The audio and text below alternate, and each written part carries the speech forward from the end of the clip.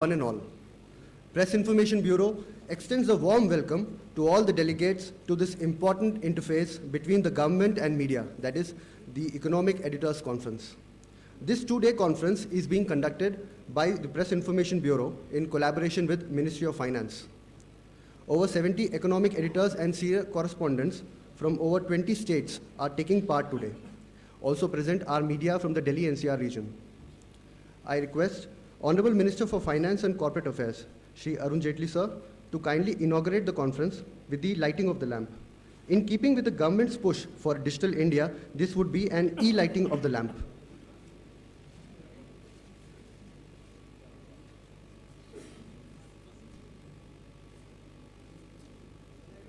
Sir, please push it. Push it.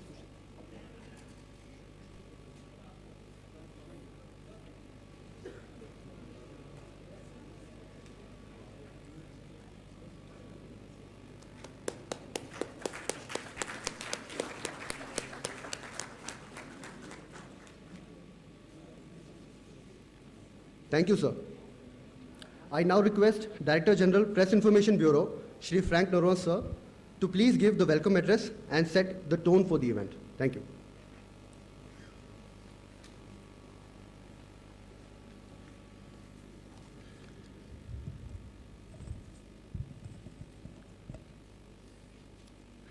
Good morning, ladies and gentlemen. Honorable Minister for Finance and Corporate Affairs, Shri Arun Jaitley ji.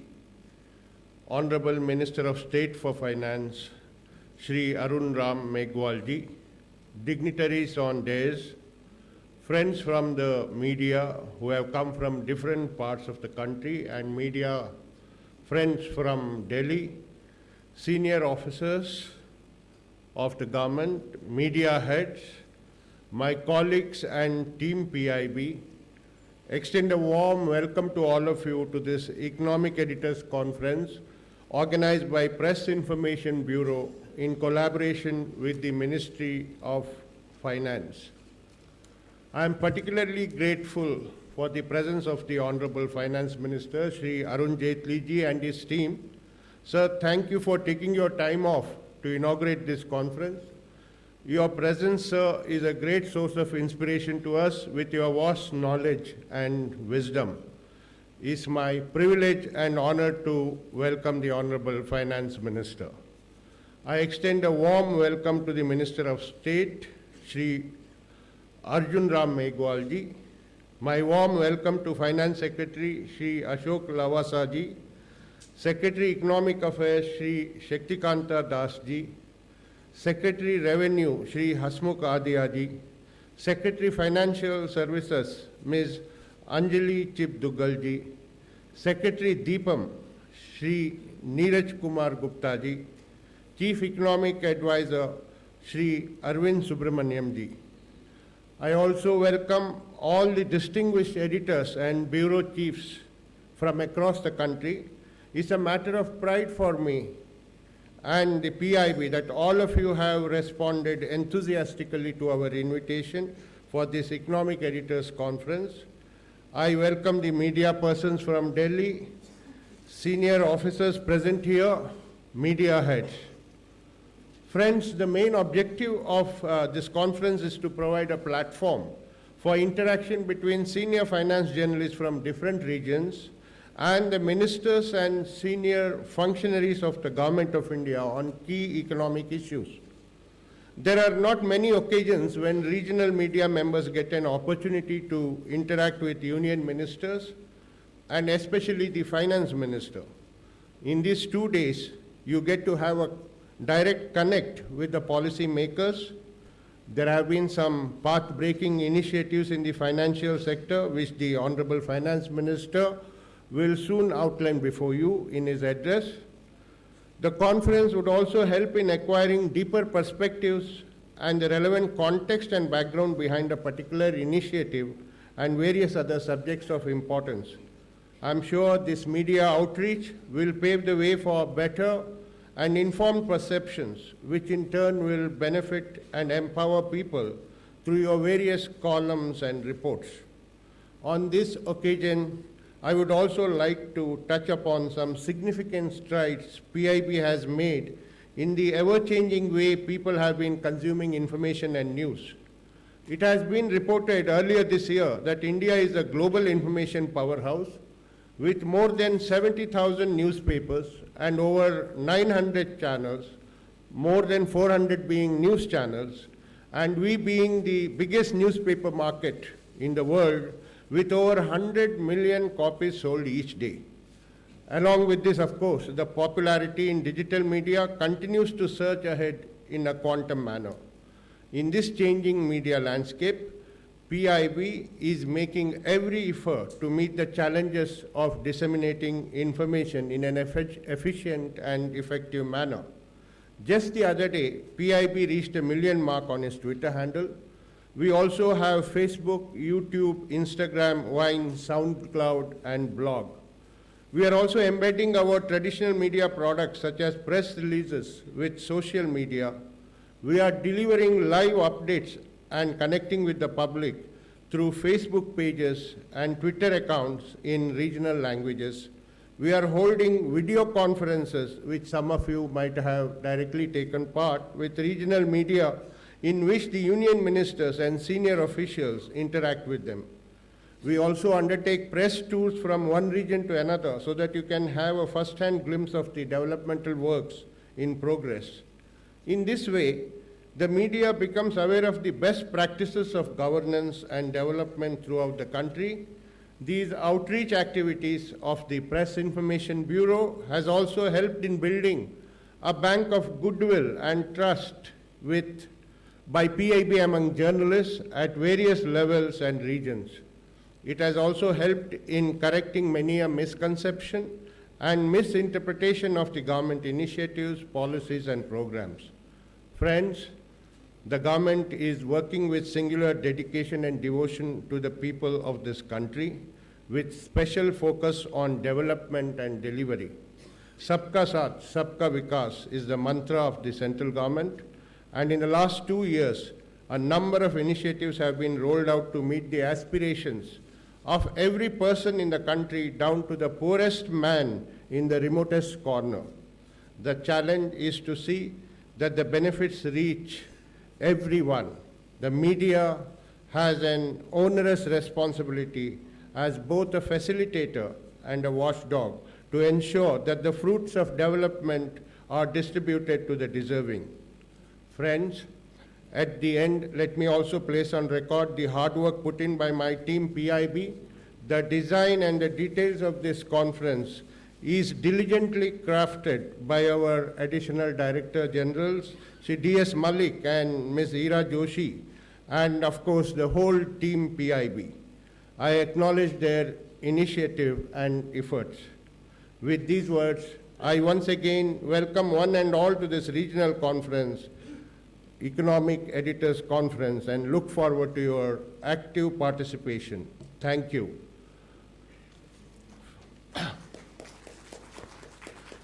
Friends, before I request the Honorable Finance Minister, I have a brief request to make to all of you.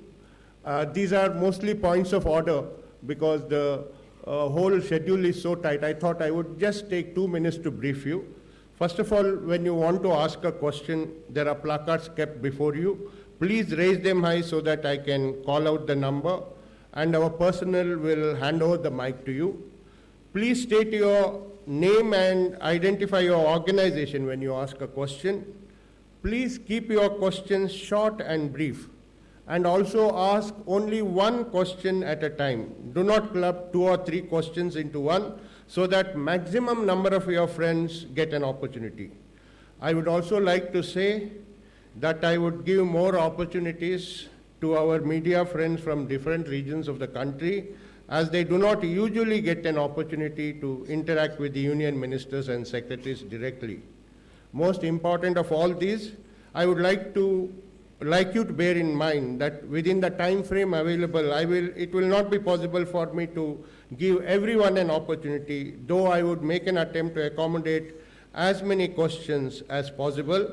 However, if your question is missed out, kindly write it in a piece of paper with your name, organization, email ID, mobile telephone number and give it at the designated officer, that is Ranjana Dev Sharma.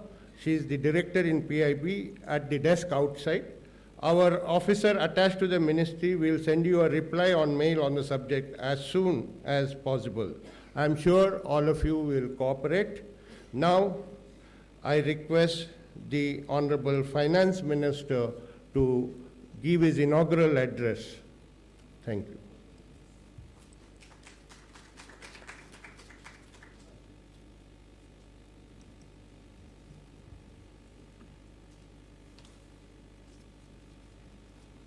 Shri Frank Narona, the Director General of the PIB, my colleague in the Ministry of Finance, Shri Arjun Ram Meghwal, Secretaries in the Ministry of Finance, Chief Economic Advisor, and friends who've come from different states for this Economic Editors Conference 2016. It's indeed a pleasure to host you at this Economic Editors Conference being hosted by the PIB. I must acknowledge that in recent years, as always, PIB has been extremely effective in handling government communications and also acting as a very powerful connect between the media and the government.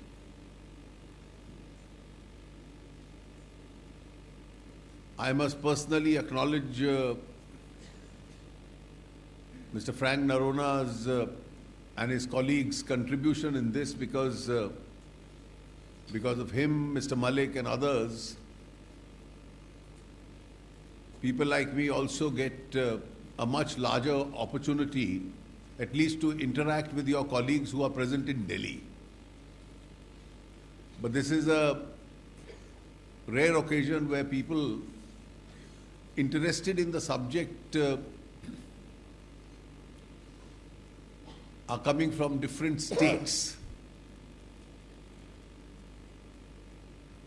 I'll only make a brief comment and leave a much larger time for interaction where you can ask me or any of my colleagues present here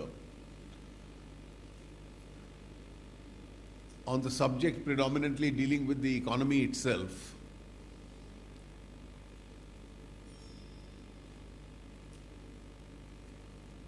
What is my overall experience and impression during the last 2.5 years?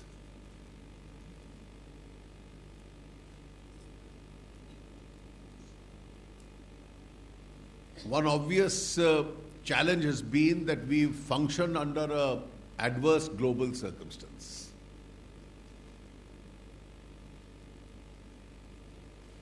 One of the initial challenges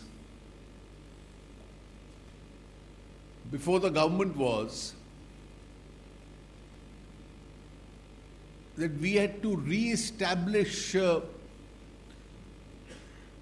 credibility of a decision-making process as far as the Indian economy was concerned. Because there was a long, prolonged phase where critical decisions were not being taken. And there was obviously an exasperation over the fact that critical decisions were not being taken.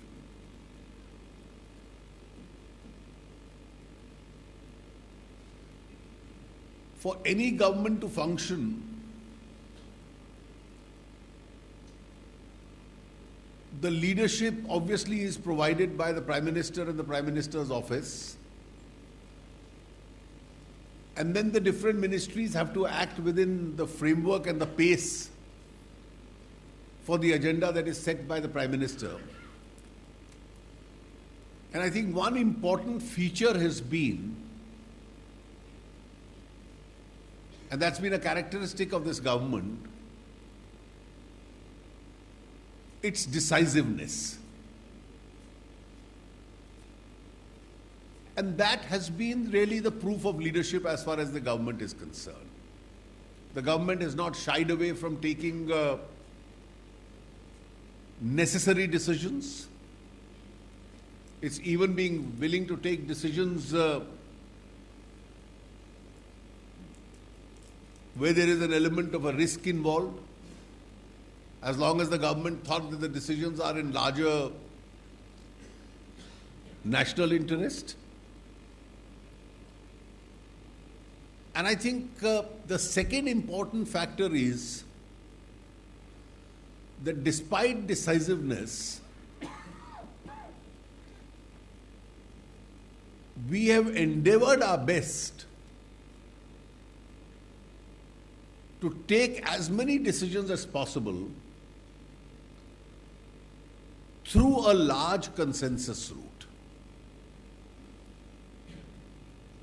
We've not delayed those decisions indefinitely for want of consensus, but we've created an adequate space and environment for that consensus. And if you look at some of the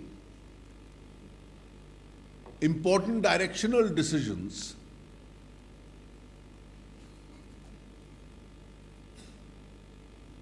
I think one of the obvious decisions which had been pending for a long time, that different sectors of the economy needed to be opened up. They needed to be opened up because you needed a lot of foreign investment into the country, because foreign investment also is one of the important engines which Indian economy required for growth. There were also those sectors like insurance which required changes in legislation, which can obviously be brought about through a larger consensus. And there were several areas which could be done through executive decision making. We used both the instruments. We simplified those procedures. And the effort of the central government has been that we must ease the environment in which business is to be done in India. And I must acknowledge at this stage that for the kind of steps we have taken, we still have not got from international agencies the full recognition for the effort that we put in.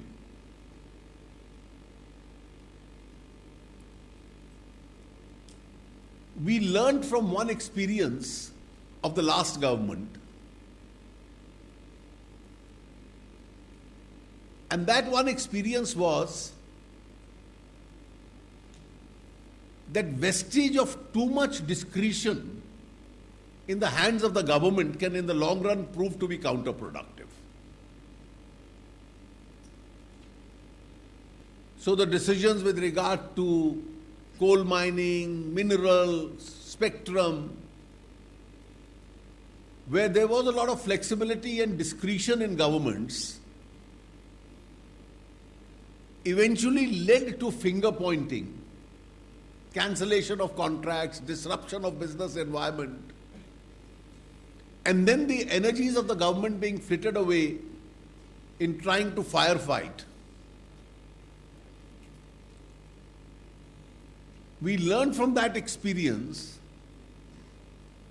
and therefore one of the initial acts of the government was that some of these critical economic decisions should be taken through a market mechanism which is fair and objective.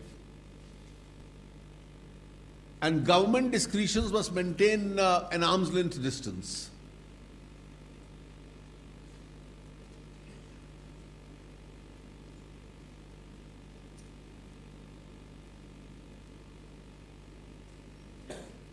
Making sure that state support and subsidies reach the right people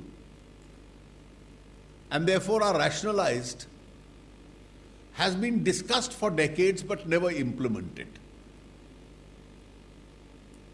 We implemented that. There is still a lot of work in progress. The Aadhaar legislation has proved to be an important catalyst in that regard.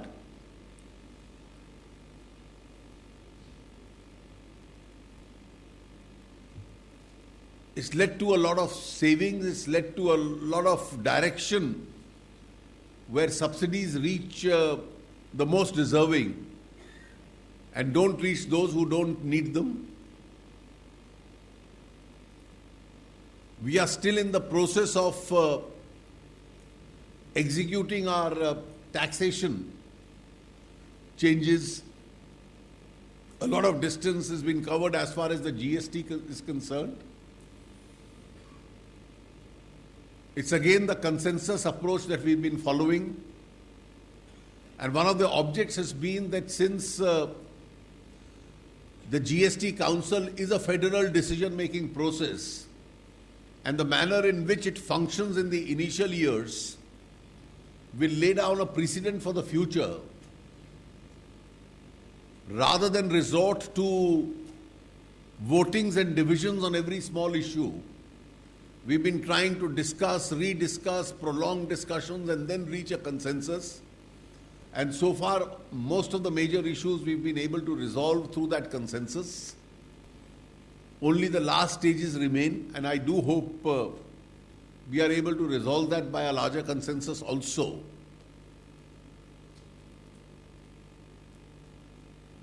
And this form of functioning of the Council, where discussions and consensus is a preferred option,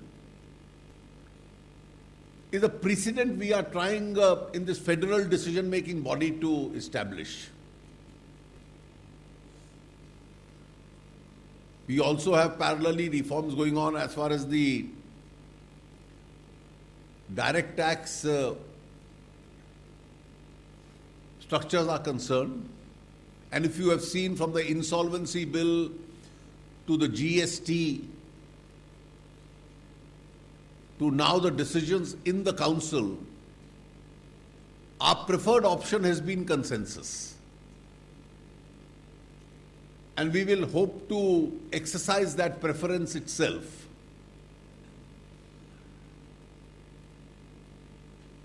I'll just make one last comment before I leave it open to you. I'd already yesterday discussed with our friends based in Delhi the recent decision of the government to cancel as a legal tender the rupee 500 and rupee 1000 notes.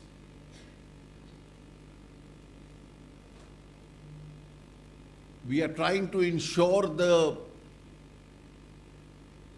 at the earliest the requisite replacement currency is available with people.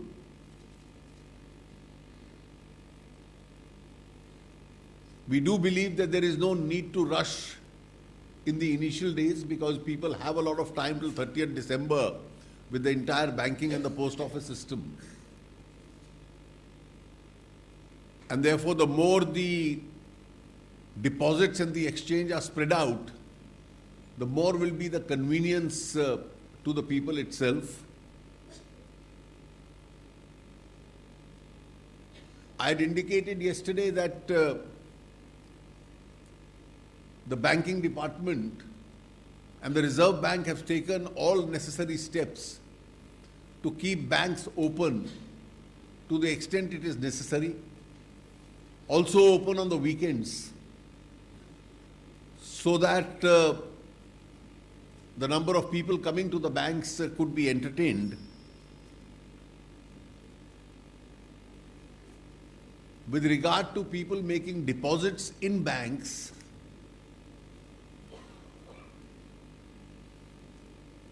well, small deposits which are made,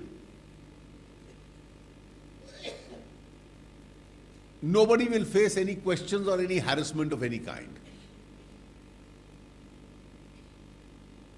So people who have small amounts of cash, there has been an Indian tradition to keep some cash always at home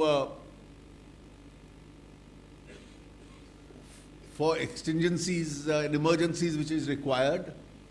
They can exchange that, they can deposit that into their accounts. And the revenue departments are not going to take notice of these small depositors. In any case, deposits which are within the tax exempted limits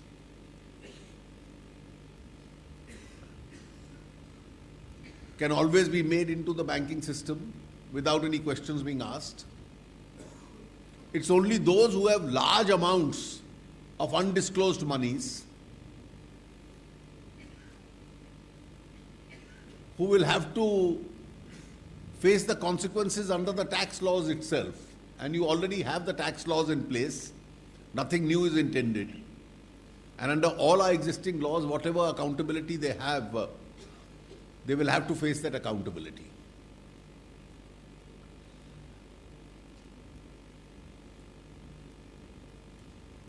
I've already explained yesterday the advantages that this is going to have, and therefore I'm not going into those details.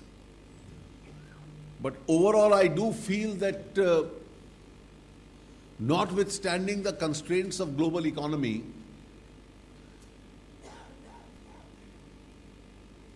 on our own intrinsic strength within those global limitations, we are doing reasonably well. This year, both tax collections have been reasonably good. Half year having passed by, the public expenditure has been much more than even the previous year.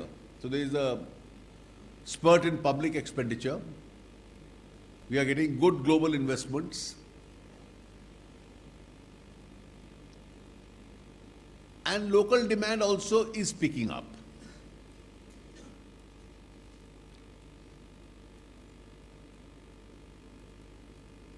There will be for a few days till there is a inadequacy of currency, some impact on local purchases, but in the medium and the long run, the overall impact of the recent steps that we have taken on the Indian economy will be positive. That is all I had to say in an opening comment, and I leave the remaining time for you for interaction. And as the DGPIB has said, those who have come from outside, this should be an important opportunity for them to field questions and interact. Thank you, Honorable Minister, sir. Let's start with 25 here. Please identify your name and organization. Hello अपना नाम और अखबार का और राज्य का नाम दोनों बताओ। मैं रजनीकांत वशिष्ठ लखनऊ से नॉर्दर्न इंडिया पत्रिका। मेरा सवाल सिर्फ ये है कि शहर में तो दिक्कत नहीं होगी, लेकिन गांव देहातों के जो पब्लिक है, शादियों का सीजन है, तो वो वहाँ एक खास किस्म की पैनिक है, तो वहाँ कुछ विशेष इंतजाम क्या सरकार करेगी? देखिए, पूरा देश भर में 1.25 लाख बैंक्स का और उसके अतिरिक्त बहुत अधिक मात्रा में देहात तक डाकघरों का एक बहुत बड़ा नेटवर्क है,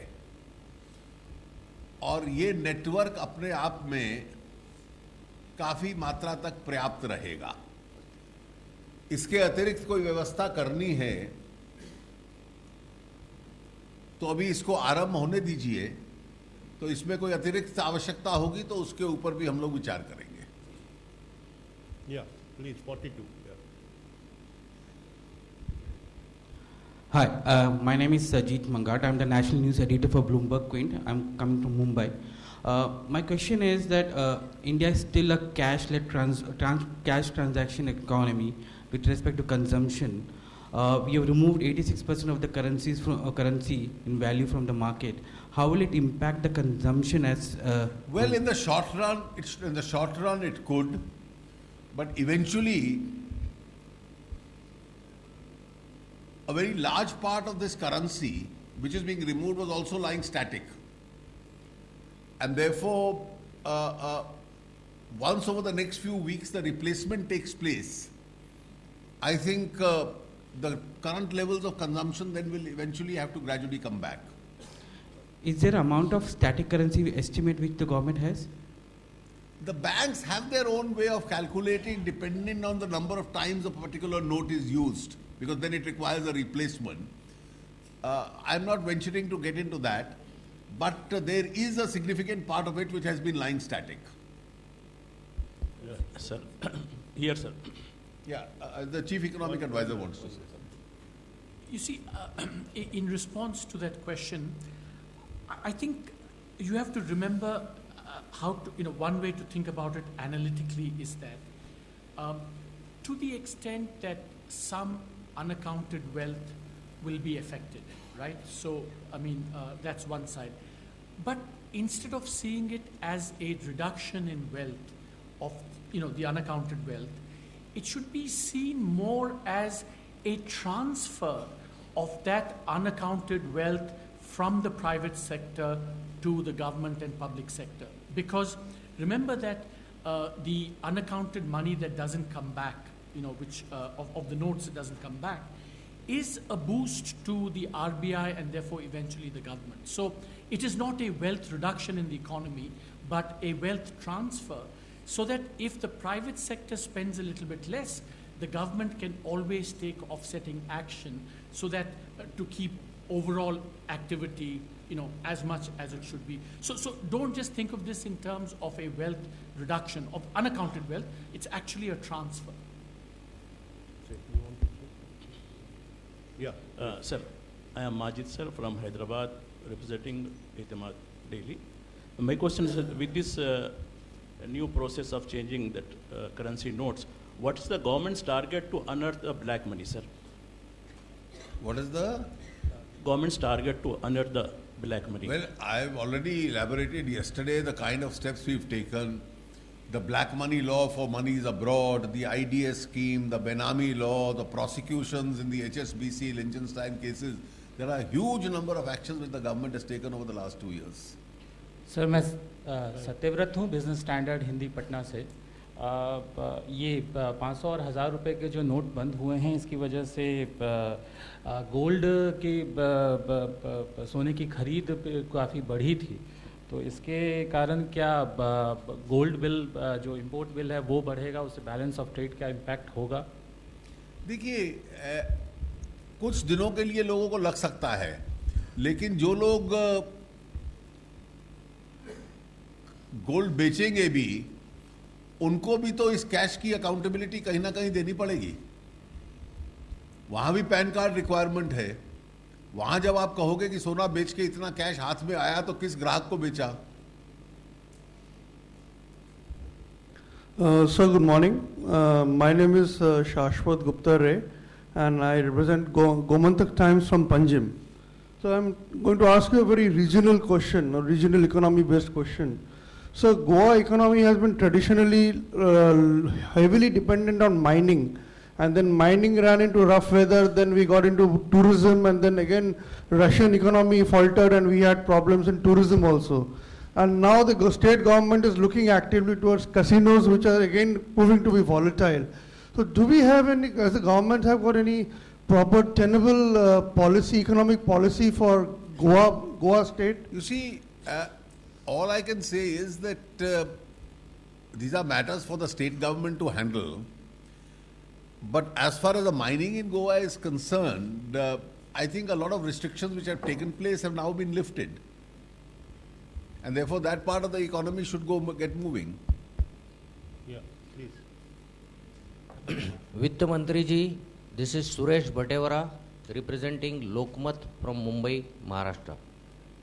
मैं आपसे एक बात पूछना चाहता हूं कि जीएसटी काउंसिल की मीटिंग डिफर हो चुकी है और जो ड्यूअल कलेक्शन के बारे में ब्लॉकेड तैयार हो गया है, तो आपने अभी एक कंसेंसस की बात कही, वो कंसेंसस कहीं रुक गया है और जो आने वाली 24-25 तारीख की मीटिंग है उसमें क्या ये हो पाएगा या जीएसटी कुछ समय के लिए और डिफर हो जाएगा, क्या लगता है? देखिए, बहुत ज़्यादा डिफर की गुंजाइश इसलिए नहीं है कि हमारा पूरा प्रयास है कि ये 1 अप्रैल से लागू हो। ये भी आप मद्देनजर रखें कि 16 सितंबर 2017 अंतिम डेट है, उससे पहले लागू होना ही है। अगर उससे पहले लागू नहीं होगा तो राज्य फिर आगे जाकर टैक्स इकट्ठा नहीं कर पाएंगे, और इसलिए बहुत ज़्यादा गुंजाइश निर्णय को आगे लटकाने की नहीं है। ड्यूअल कंट्रोल का एक विषय बचा हुआ है, 10 विषय ऑलरेडी सॉर्ट आउट हो चुके हैं, और कोई कारण नहीं है कि इस विषय के ऊपर भी कोई ना कोई रीजनेबल सोल्यूशन नहीं निकलेगा। Please ask your question. वित्त मंत्री जी, I am Kamal Bhattacharya from West Bengal, Kolkata, and representing Arthik Lipi Bengali daily newspaper. Now, on the demonetization of 500 and 1000 notes, West Bengal Chief Minister Mamata Banerjee sharply reacted and criticized the announcement and said that the people will face tremendous hardships. Your comments, please. You see, temporary hardship is no reason to perpetuate a system where black money prospers. And therefore, we should be prepared for a temporary short-term hardship in order to have a far cleaner and a better system for the future. माननीय वित्त मंत्री जी नमस्कार। रजनीश मिश्र, पूर्वांचल प्रहरी, गुवाहाटी से। वित्त मंत्री जी, ये जो सर्जिकल ऑपरेशन हुआ, अचानक से 500 और 1000 के नोट बंद कर दिए गए, उसकी वजह से एक जो हमारे यहाँ चल रहा है सस्ता सामान खरीदने की एक लत है हम लोगों में पूरे देश में, तो उनके लिए क्या महंगाई बढ़ेगी? क्योंकि कई जगह टैक्स नहीं चुकाते हैं, सस्ते में सामान लेते हैं, बिल नहीं लेते हैं, तो उनके लिए अचानक से महंगाई बढ़ेगी, आपको क्या लगता है? देखिए, ये बहुत दुर्भाग्यपूर्ण प्रश्न है जो आपने पूछा है कि बेईमान होने से ही देश चलेगा, ये कोई तर्क नहीं है। Madam, please ask. Hello, this is Sumita Bhaskar from Kolkata. I'd like to know whether this decision to scrap 500 and 1000 rupee notes, will it affect the unorganized sector anyhow? Actually, they normally deal on cash basically. Will affect whom? Unorganized sectors. No, well, there is no prohibition on any sector from dealing through checks also. No, that is the You thing. see, this decision will impact the spending habits of people. Yeah. There is no fundamental right of any section to deal only in black money. No, not only black money, what I'm talking about, the thing is, they mainly deal on cash, right? No, they can deal in check also. There is no prohibition on that. Yeah. Thank you, sir. 152, उधर दे दो। Good morning sir, Shirish Mehta from व्यापार इन मुंबई। मेरा सवाल यह है कि जब आपने 1000 रुपया से 2000 रुपये के नोट पर आप गए, तो बड़ी इकोनॉमीज तो स्मॉल डिनोमिनेशन में जा रहे, तो आपने आगे 2000 रुपये के नोट में जाने के क्या सोचा? ये आरबीआई के अधिकार क्षेत्र में भी आता है सरकार को सलाह मशवरा इस पे देना। आरबीआई का ओरिजिनल मत था कि जिस प्रकार से इन्फ्लेशन बढ़ा है, उसकी इंडेक्सिंग के बाद 5000 और 10,000 रुपए का नोट होना चाहिए। सरकार ने उस सुझाव को स्वीकार नहीं किया था, और पुनः विचार के बाद 2000 इसलिए कि 500 और 2000 इसलिए कि हैंडलिंग में भी सहूलियत लोगों को होती रहे, और रिप्लेसमेंट के बाद एक बार सारा पैसा अगर बैंकिंग सिस्टम के अंदर आता है तो किसी को कोई इंसेंटिव नहीं मिलेगा उसको दोबारा ब्लैक मनी में कन्वर्ट करने का।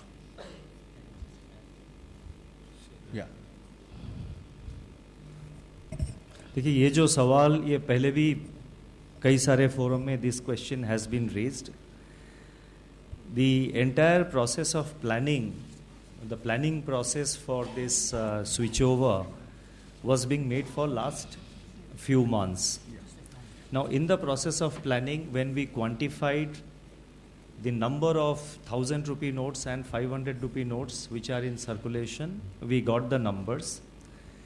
It had to be kept secret. The decision of the government had to be kept top secret because it has got other consequences. So it had to be a very confidential discussion, so only minimum number of people had to be involved. When you change the design of the notes, it's a very laborious and time consuming process. there are only very few people with RBI who have the capacity to do the necessary designing and other work. And all of them could not have been involved because the secrecy had to be maintained. So only very few, 2 or 3 people had to be involved for designing the new currency notes. Now the challenge before the government was to replace the old 1000 rupee and 500 rupee notes as quickly as possible. So if you are printing the same number of pieces in 2000 rupees, it will enable us to change a higher value of currency within a short period of time. So the first reason was the logistical reason of making it convenient for the people to convert, to exchange their old notes or deposit their old notes and get the equivalent or whatever value, I mean the quantum, whatever quantum they wanted to draw. That was the first reason, the logistical reason. Second thing is that between 2000 2001, when 1000 rupee notes were introduced, and now 15 years have gone and the value of rupee has also depreciated.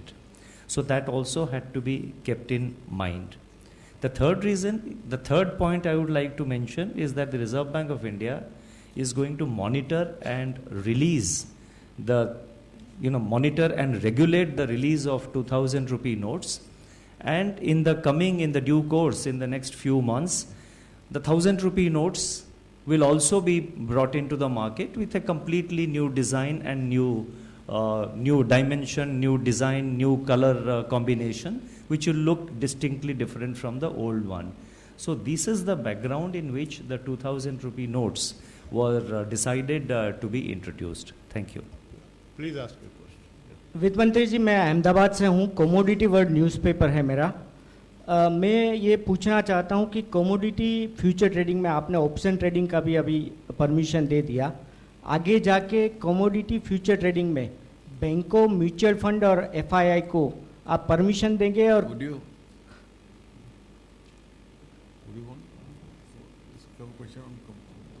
Can you kindly repeat the question? Can you repeat, please? ये commodity future trading में अभी आपने option trading को permission दिया है, आगे जाके आप इस ट्रेडिंग में बैंकों, म्यूचुअल फंड और एफआईआई को परमिशन देंगे तो कब देंगे, और कमोडिटी फ्यूचर ट्रेडिंग का भावी कैसा रहेगा? इसी कमोडिटी ट्रेडिंग में एफआईआईज इनको परमिशन देने की कई सुझाव आए हैं, उस पर अभी तक कोई डिसीजन, कोई फैसला नहीं लिया गया है। अभी the matter is under consideration, SEBI में इट इज़ अंडर कंसिडरेशन है। अगर सेबी बोर्ड में व्यू लेके उसको वो रिकमेंड करते हैं और under the law if as a regulator they can permit, then SEBI they will take the decision. If it requires to come to the government, to finance ministry, it will come. But अभी तक इसमें कोई no decision has been taken.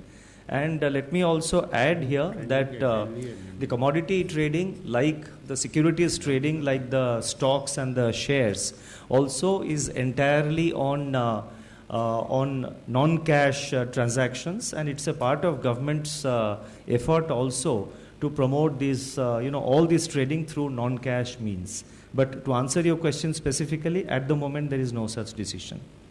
Yeah, please ask your question. Yeah, this is Manojit Shah from the Hindu Mumbai.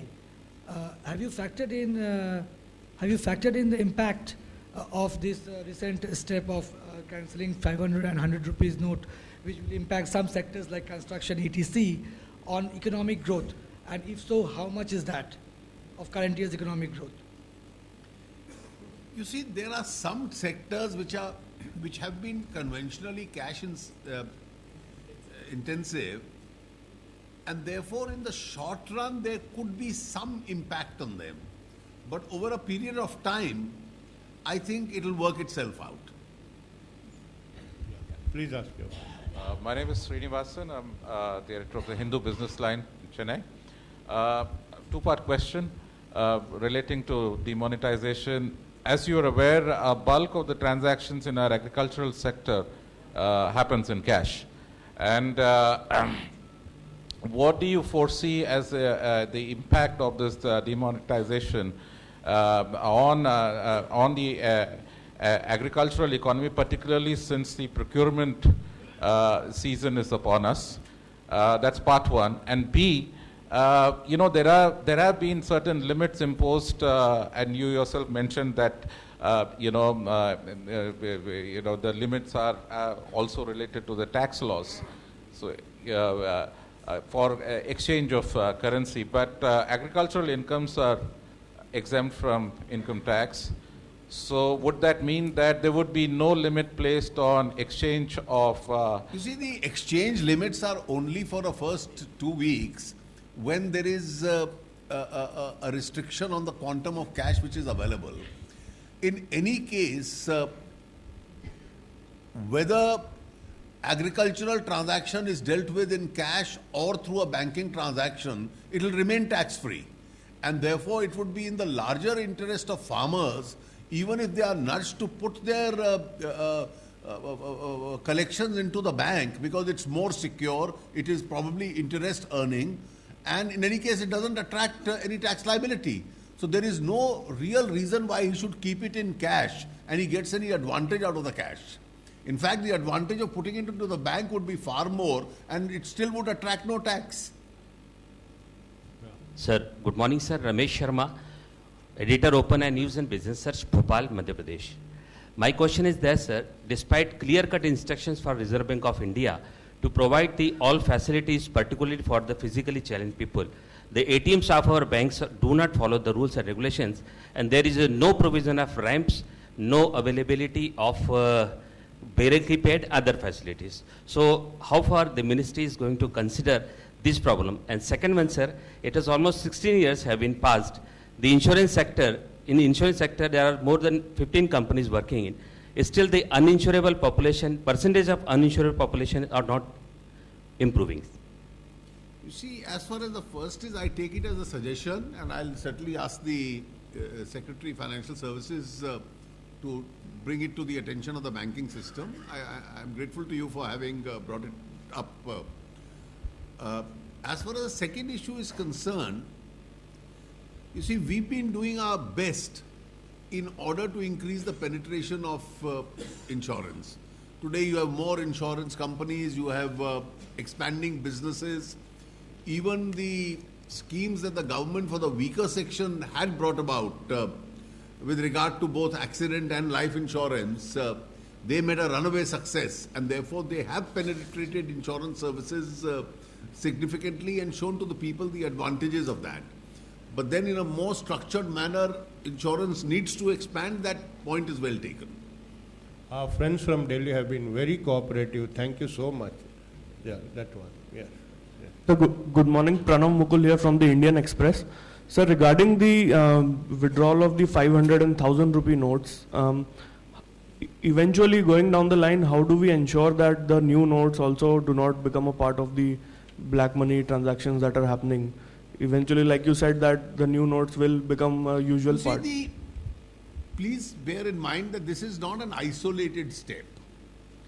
You have the currency squeeze which will take place as a result of this, because a lot of static currency is not going to come back into the market.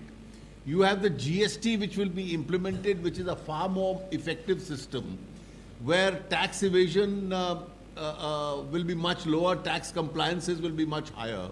You have a parallel movement on in order to rationalize your direct tax rates itself.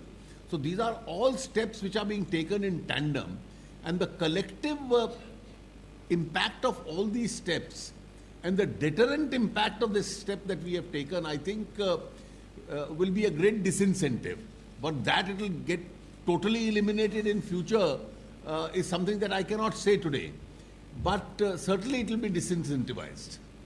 Yeah, Sisi. Sir Shishir ABP news से इधर sir sir एक खबर जो बहुत तेज़ी से viral हो रही है सोशल मीडिया पे कि अब जो नेक्स्ट स्टेप है वो बैंक लॉकर्स पर भी है, क्योंकि गोल्ड को लेकर के जो है। आप सोशल मीडिया की हर खबर पे विश्वास मत किया कीजिए। सर तो यही पूछा था कि ये क्या ये बैंक लॉकर को डिजिटल बनाने की जो बात कही जा रही है, ऐसा मैंने नहीं सुना है। Thank you. Please ask.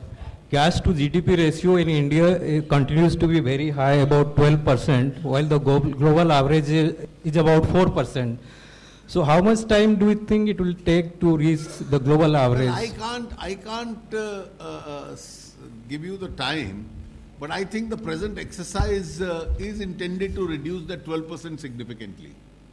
Yeah, please ask. Yeah. And sorry, sir.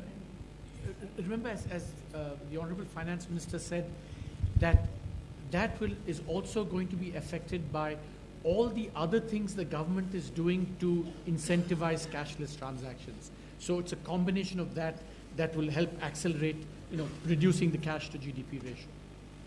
Yeah, please ask. Sir, Manoj Kumar from Reuters News Agency. Sir, with the increase in bank deposits after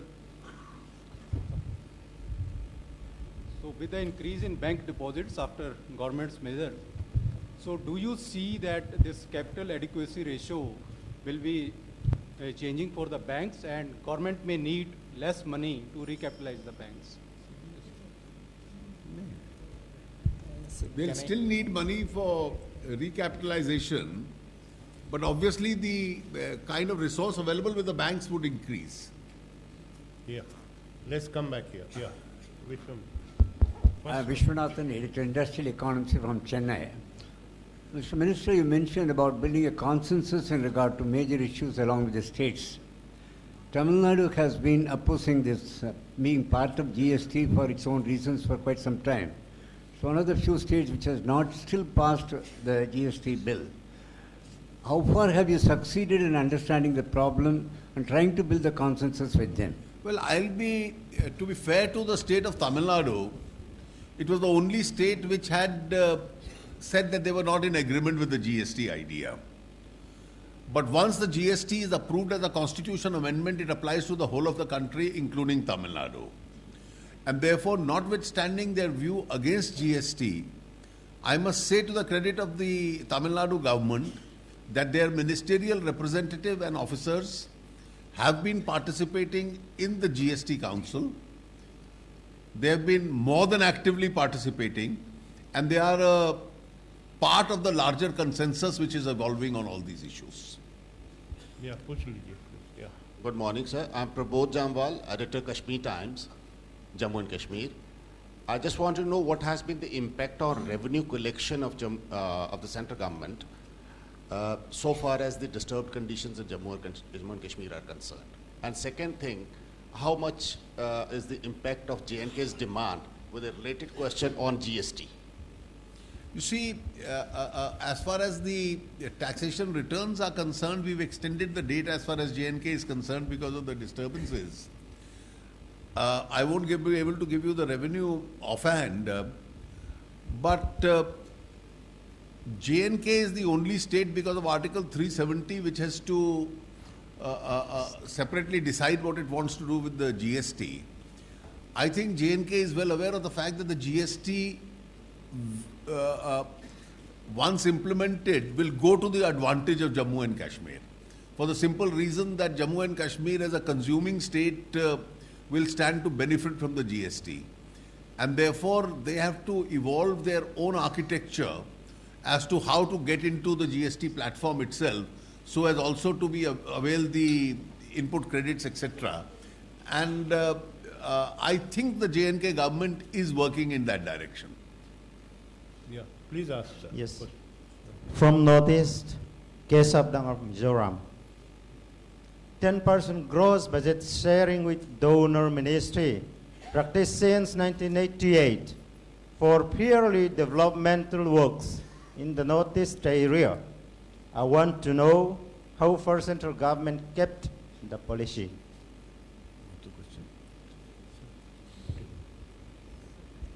You can answer.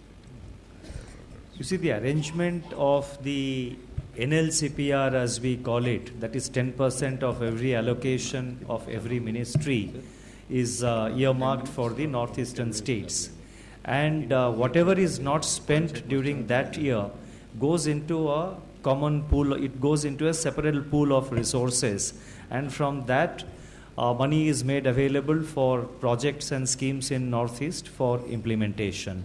So as and when the state governments in the northeastern states, in consultation with the Department of Northeastern Region donor, as and when they pose schemes, the Finance Ministry releases money out of this NLCPR, that is, the pool of resources which we have for the northeastern states, and that's an ongoing and continuing exercise.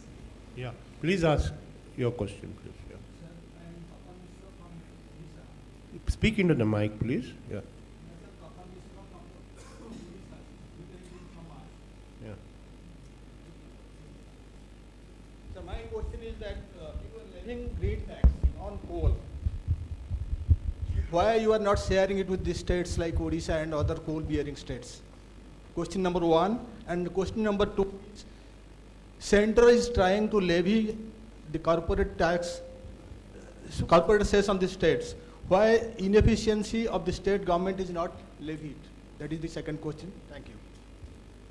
You see, what is to be shared as a part of the devolution is shared.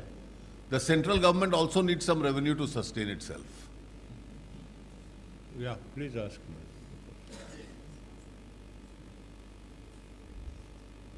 So just away in the black money crackdown, there's been a regime change in the United States in the last 24 hours, one that people believe have the potential to change the global economic and political landscape.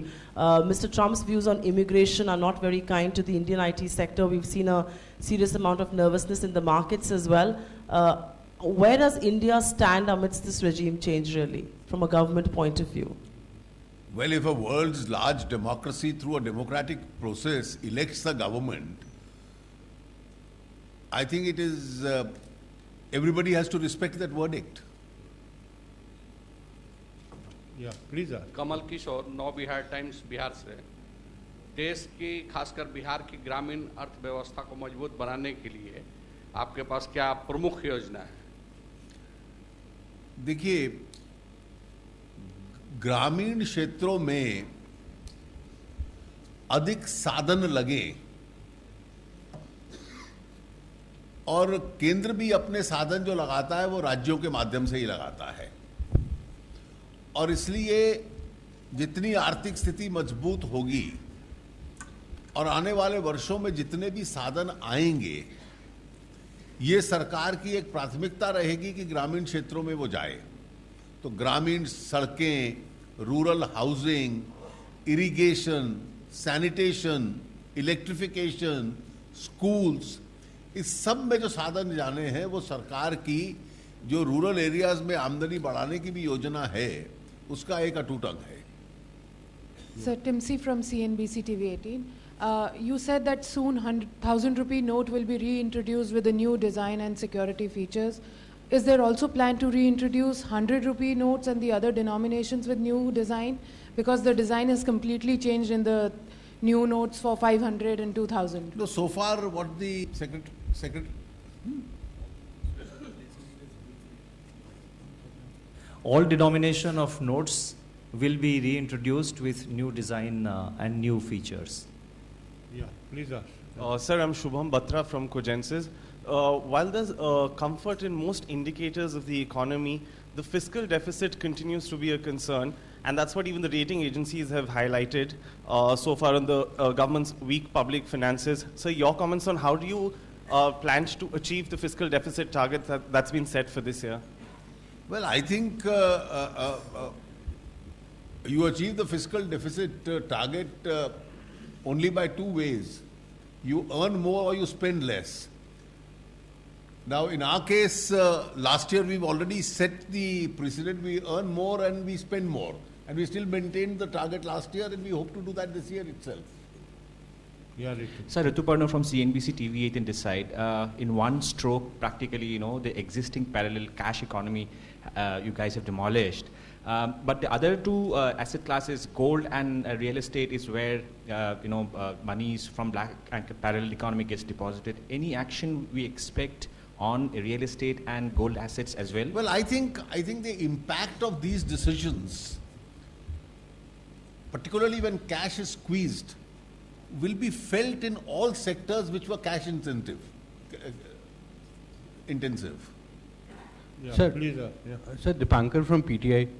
Wanted to get a sense from if consensus is not achieved in next GST Council meet.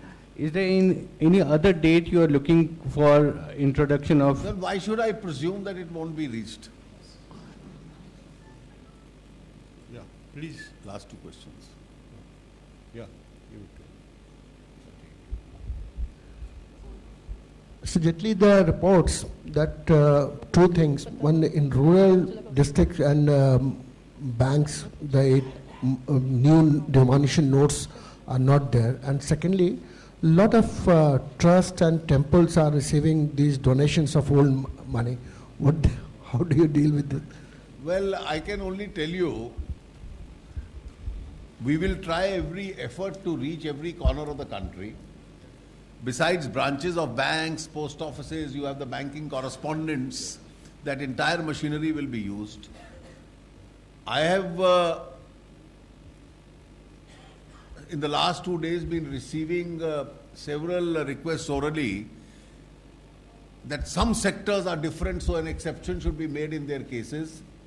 These are all opening doors for introducing unaccounted money once again. We will not oblige any such sector. Yeah, please. Sir, I'm Neeraj. Last two questions, please. Yeah. I'll be specific. Sir, I'm Neeraj Romitra from J&K, Executive Editor, Daily Excelsior newspaper. My question is that a lot of currency was earlier being used to fund anti-national activities in the country. Do you think these initiatives will help us to check all those? I think one of the objects was to also find out who's funding terror.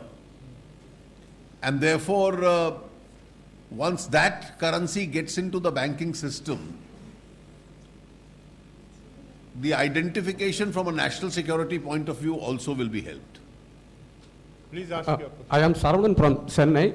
Nanayam Personal Finance Magazine in Tamil. Indians are good savers, but not investors. They need. It's not very clear. Speak just a little away from the mic. Indians are good savers, but not good investors. They need investment awareness. Is there any aggressive plan to increase investment awareness among common people and student community? Kindly நீங்க write your தமிழ்ல question, நீங்க sir. தமிழ்ல கூட சொல்லலாம் நான் பதில் கொடுத்துறேன்